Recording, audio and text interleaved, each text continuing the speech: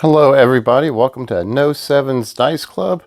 Thank you for tuning in today. I know it's been a while since I've done these videos. I've been extremely busy, but thank you for your support and everything else. I have a lot of videos going to be coming out over the next few days, so hopefully you guys are ready. I'm going to try to knock them all out one day and release them over a little bit. Today we are going to be talking about Las Vegas. If you saw the video, or if you noticed that I posted a video about Sergio, that was about 5-6 days ago. I was in Vegas at the end of March, and I went ahead and I did that video, trying to sneak around until security is very tight in that casino. They definitely will be watching you no matter what you're doing and who you are. There's security watching you. The owner of Sergio and the Golden Gate and a few other casinos who owns that those casinos is actually frequents at Sergio a lot of times, and you'll usually see him roped off, wearing a very nice blue suit. Older gentleman, about in his early to mid 60s, has a ton of security around him. But if you do meet him, he's a very nice guy. Loves his casinos, loves the people that are there with him. Sergio, if you noticed in the video, there is a 3-story building TV, all these multiple TVs. It is amazing. When you walk in there and you're doing your sports betting, that's probably, if I lived in Vegas, that's where I would do my sports betting and watch my sports. Because, man, come Super Bowl or whatever major events, that would be a very cool place to see. VISN in that casino has 24-hour, 7 days a week live sports gambling network. They're the first ones on the strip to actually have a live strip network, television show where they actually have, guest speakers come in. They do all sorts of stuff. Really cool. And then last but not least, you saw the row of TVs along that bar. That bar stretches pretty much the length of Fremont Street of that casino. And there has to be at least 100 to 200 TVs of sports sports channels. It was really amazing to see. And then, of course, to help you out when you're gambling, you have a whole bunch of girls dancing around, shaking their things. And I'll tell you what, if you're not focused on what you're doing, I'll tell you what, he's got a great idea, to keep you distracted, because, man, it's you have to be laser focused on your gambling, because if not, you're staring off into space. You're missing bets, you're missing money, you're going to be out of some serious cash while you're looking at all the pretty girls dancing around. With that being said, the amphitheater for the pool and all that is really amazing. I couldn't get up there to take any videos, so because there was a waiting list. The waiting list was over 2 hours to get up there and do anything up there. So I just said, never mind. So if you go up there to Sergio, make sure that you have a reservation first thing in the morning or the day before you go to that pool, because it's supposed to be amazing. Lots of pools, cabanas, whatever you want. The place does max out at capacity. For the Las Vegas casinos right now, we're looking at a 50% capacity rating inside those casinos. It is up from 25 to 30%, I think it was, excuse me, back in October. So now you're looking at 50% in those casinos. When I was there, Caesars Casino, the Sergio, and a couple others I visited actually had people standing outside the casino. I know it was spring break and everything else, but the capacity limit was already reached. I never seen that down in Biloxi. It was pretty crazy watching people waiting to get in to go gamble. Also, I'm going to give you guys some more insider tips. I'm sorry I could not shoot this video in Las Vegas. I shot it in Vegas, and the video I think stayed in Vegas. If you go to the Cromwell, which is on the new strip, close to the Aria, close to Caesars. I think it's across the street from Caesars or across the street from the Venetian. It's right in that area, closer to the MGM properties, at the very end of the Caesars properties. And if you've been to Vegas, you know exactly what I'm talking about. If not, Google it. It's called the Cromwell. They have, for all my craps players out there, You guys are always asking me, you know, no sevens, where's the best odds, you know, to play at and everything else. Well, the Cromwell has 100 times odds. I said that correctly, 100 times odds on your pass line and everything else. So if you feel like making a big bet, you know, they have it over there, 100 times odds on the Cromwell. It is a Caesars property. They have European roulette at the high limit area. It was pretty cool to actually see a single zero on a roulette table. They also have a couple other things that makes them very unique, and it's a very well hidden casino. If you don't know what you're looking for, you're gonna walk right past it. I walked past it trying to find it a couple of times, and I finally had to look up and go, oh, there's the Cromwell. Okay, I need to go in this building right here. Because if you're not paying attention, you go into the Flamingo and everything else, and you'll walk right past it. Because it is a little bit on the corner, you know, on the curb, right next to a major intersection of Las Vegas Boulevard. But they do have other things I can't think off the top of my head.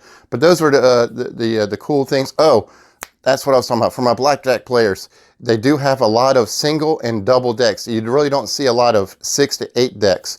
But the prices are up there. You're looking at $25 to $50 blackjack, but you do have a lot of singles and double decks. You do not have 6 to 8 decks, so you will going to be paying a pretty good premium. At the Cromwell, it was $25, $50, but that was on the weekend. When I was there, they were saying that Caesars properties usually keep their craps tables at $25. MGM properties keep their bets mainly at $25 too. You will walk across $15 blackjack tables. They are still sectioning off craps tables and blackjack and everything else. All your card games are still 4 to each side on craps and 4 to a table on all your table games. And of course, you're spaced out, section off, so that way on your help me think, guys, on your slot machines. So that way you do have that space in between. No matter which casino you go to, it doesn't matter if it's Caesars, you know, anything, is they still have it sectioned off, 4 to a table, 4 to each side for the craps tables. And that's big because in the next video I'm going to talk to you about Mississippi, and it's going to blow your mind on how they do their craps tables now.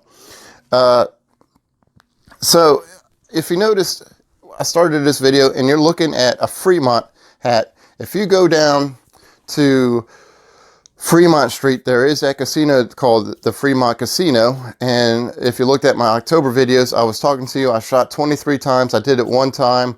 Felt pretty good. You're in that phone booth. Now, when you're in that phone booth, you do not have full range of your arm motion. It stops pretty much right here. If not, you're going to hit that. You're going to hit that section. You're going to hit it right here, and it's going to be about right here. You're going to hit that that plexiglass. So it makes it a little bit more of a challenge. I went down to Fremont on Saturday, got there around 8 o'clock, and I said, I'm going to earn a golden arm, whatever I can, and prove to myself and prove to you know, myself basically that I can shoot the dice, I can do really well. Well, I rolled, and I was counting my rolls, and the guy did not start counting my rolls until a little bit later, but I knew right when I was on my third session, I rolled 20 times my first and second session, and on my third time, I knew I was going to break the record. I just knew I was going to hit their goal that they wanted me to hit, and so I started putting chips in my rack, and I started counting. Every time I started rolling, I put a chip down, and I rolled 45 times. They didn't start counting those rolls till 38, so I kind of got robbed. I should have had a t-shirt instead of a hat, but hey, look, they still put me down as a golden arm thrower, so I'm pretty happy. You pick up a cool little hat when you roll 35 times. So if they would have had me at 45 times like they were supposed to, it would have been a shirt. And I think if you roll 50 times or 55 times, you get your name on the wall, and you get invited to the Golden Arm All-Star Champion that's being held in November. If I wanted to stay a little bit longer, I guarantee you my next roll probably would have been a 50 roll. And it just gives me another reason to go back to Vegas and go hammer that table again. And I know I'm going to get that 50 roll because No Sevens does pretty good on those kind of tables that they have at the Fremont. And it's hard. It's just like this one. You know, this is what it sounds like when those dice are landing. It's a very, very hard table at the Fremont. And guys, it's $10 at that table. It's not like you're over there, you're going to be betting $50. It's a $10 table on a Saturday night in Las Vegas on Fremont Street at the Fremont Casino. What more could you ask for? So try to roll, try to do your dice sets, whatever works for you. Try to pick up a cool little hat. It feels rewarding. They put your name down. They give you a slip. You go over there and you get your hat, your shirt, your name on the wall, and you're considered a Golden Arm player now. So No Sevens got introduced into the Golden Arms. Also, you have all the pools are open back up, but Caesars. So your Caesars properties do not have your pools open. All the MGMs are open. The Sergio and all of his casinos have the pools, and I think the D or the Double D, whatever it is, the D has their pools open. And if you want the cheaper casinos, go to Fremont on the weekends or the weekdays. El Cortez, which is a little bit off of Fremont Street, heading I want to say south, but it's one of the original casinos. It's super shady in there. It's kind of crazy, but they actually have $5 craps tables when I was there, and that was Friday night. And they normally range between $5 to $10. But El Cortez is a really cool casino, very old school casino, very small. Gets a little dicey in there with some of the characters that come in there. So if you're used to dicey casinos, that might be the spot for you. But a lot of the casinos on Fremont Street on the weekends and weekdays were about $10. You can find Blackjack for $5 and your other table games for $5, $10 too.